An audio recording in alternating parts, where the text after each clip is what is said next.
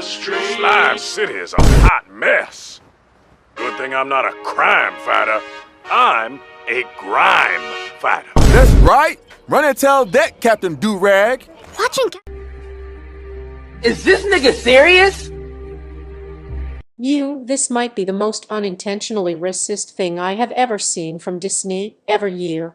That's right, I'm saying it's worse that the Jim Crows from Dumbo, those Asian cats from the Aristocats, and many more. And I want to remind everyone that they canceled the Owl House and Moon Girl and Devil Dinosaur just to do this racist shit 3 years later.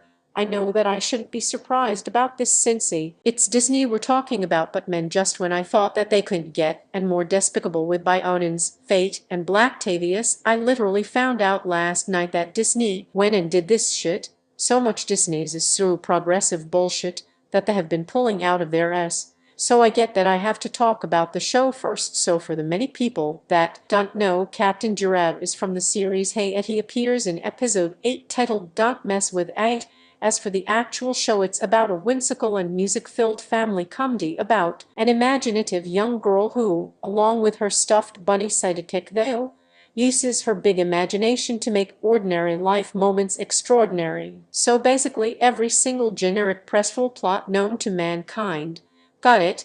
It was created by former Super Bowl champion Martellus Bennett, Jeff Swampy Marsh, and Michael Hodges. It was based on a children's of the same name, and it came out on January 13 of this year, and the episode we were talking about came out on January 16th. And speaking of said episode, let's get to it. So the episode opens up with a Supergirl wearing Durag on tank up not even 1 minute in the episode, and we're on some racist shit, really. Cleaner of the streets, Slime City, making this man a whole housewife, then a girl.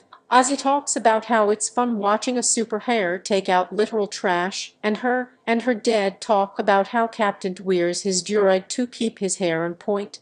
His mom tells her that she promised to her that she'll clean her room earlier this morning. I tries using the puppy eyes method, but it doesn't work, so she's off to clean her room and complains that Captain Durag probably doesn't have to clean his room because he's too busy fighting bad guys. She then imagines herself as Captain Durag's sidekick, and we see her stuffed bunny Theo, who's literally a snow bunny. I don't have any comments for this, and I don't know if it's just me, but I have a feeling that this show was written by out-of-touch 40-something-year-old white writers who have seen an actual black person beyond the stereotypes about them they watch as kids. Edit. This episode, and the whole show in general, was written by black people, but that just makes this episode 10 times worse considering the fact that these people know that this is wrong. It's one for an ignorant white person to be doing this stuff, but for a black person to be doing this despite the fact that they know that this is wrong is just straight up ridiculous.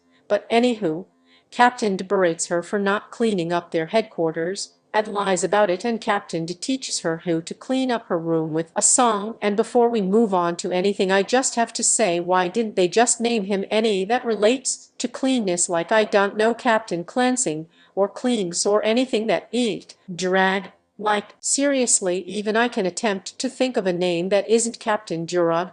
Anyway, the song is whatever, it's fine. They go out to the city to clean up the streets and fight the garbage man, and then they defeat him with ease, and they just let him go.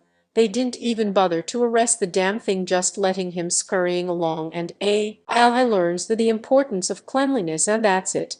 I'm going to be honest, if Captain Durag didn't exist or had a different name, this episode would have been alright. Just a typical episode when the character uses their imagination to teach themselves, and by extension the audience, a moral of the week.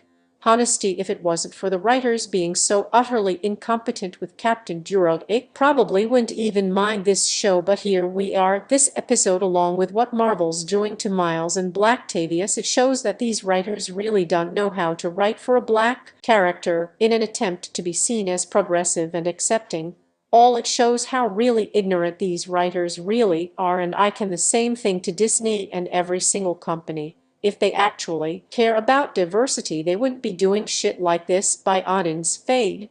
Blacktavius, and look, I'm sure that the writers had good intentions when they were writing this episode, but my god, this is not how you introduce a black superhero to your audience, especially if you target audiences is preschoolers. And that all for the video for today. And if you like my channel, make sure to smash the like button, and if want to cover more stuff like this, then please tell me so in the comments. And if you are new to the channel, maybe consider subscribing, as it would be pretty appreciated. And that's it. Have a good day.